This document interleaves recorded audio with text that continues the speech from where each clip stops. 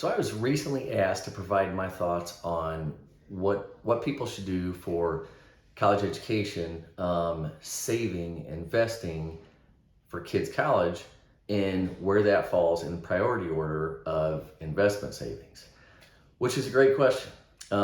Recently did a video talking about priority of investment savings vehicles for federal employees, where you should be investing money, starting with TSP and getting your matching, and multiple other accounts. But then we didn't talk about saving for college because I didn't talk about that because that doesn't necessarily apply to everybody, but it does apply to a lot of people that have young kids in the house. So let's just have a short little talk about it. My opinion, and the opinion you're going to get most often from financial advisors or planners, is fund your retirement first. Okay? I stand by that. I believe that. Fund your retirement first, then worry about saving for college education. But there's a caveat there. While I believe that should be the priority, it's not my decision, right? Okay, it's up to each individual. And a lot of people I talk to want to help pay for their kids' college, even if it's a sacrifice that they have to make, where they have to work a little longer, where they're not saving as much for their retirement. And I get that. Okay, fully understand it.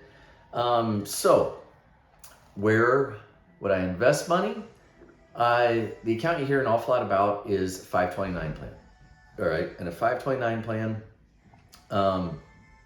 great tool for saving for kids' college.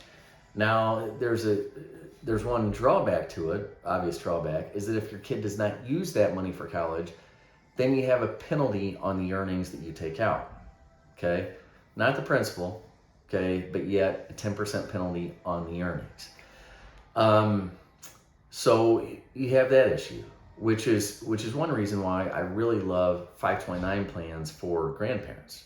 A grandparent funded 529 plan, because grandparents may have 10 grandkids, okay?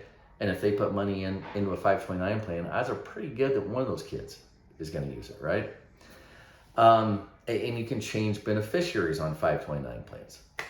Then another benefit about 529 plans is that you put money in, the way that they work, you put money in, the money grows income tax free, and then it comes out tax free if it's used for education purposes.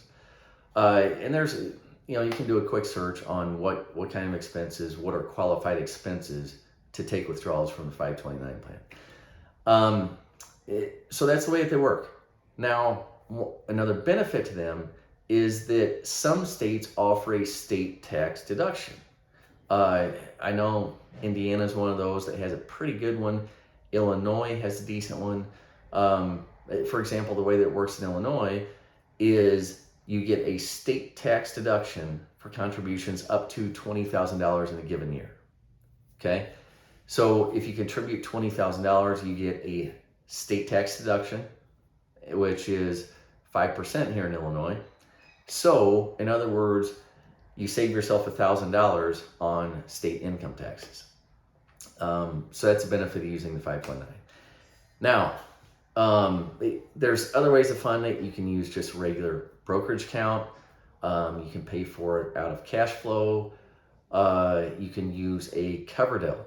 Okay, Coverdells have income limits though, and I forgot what that income limit is. Something like 160,000 of income for a married couple is my guesstimate.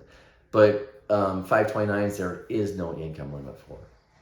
Another thought is a Roth IRA. With a Roth IRA, the way that if you are not already funding a Roth IRA, you could fund a Roth IRA for say 10 years, putting in $6,000 a year. And at the end of 10 years, your kid goes to school, then, and let's say it's worth $100,000 at that point, you could take out that $60,000 of contributions and use that to pay for their education, yet leave the growth there. Okay, that's another thought. One thing that I've done with some of my clients is I have grandparents that want to help pay for their kids' education. They were not funding Roth IRAs. So what they're doing is putting something like $100 a month into a Roth IRA. And then when their kids go to school, they're going to be able to have, they're over the age of 59 and a half, so they can take the money out of their income tax free to help pay for their kids' college. Okay. That's a great way to do it.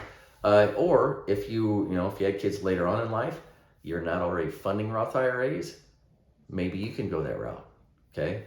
If you're going to be 59 and a half or older when the kids are getting there. And as far as getting back to the order a little bit, where would that fall? According to my last video, so last video we talked about putting money in TSP first, getting your 5% matching, putting money in emergency fund, HSA, Roth IRA, stuff like that. That's something that you're going to have to decide, okay? How big of a priority is it for you? I'm going to say you definitely don't want to fund a 529 plan before putting 5% into your TSP to get your matching. You probably want to have an emergency fund as well before funding a 529 plan. But then after that, you just have to decide how big of a priority it is for you. How much do you want to help with your kids' education, and come up with a plan.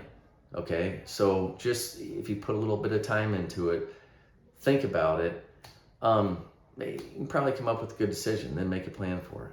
But definitely get the 5% matching into your TSP, get that emergency fund taken care of, and then debate, is it worth, should I fund my Roth IRA first, or should I put money in the 529 plan, or should I do a mix of the two, and then move forward, okay? Come up with your plan, think about it a little bit, use some logic, figure out what's most important, then implement it. Thanks.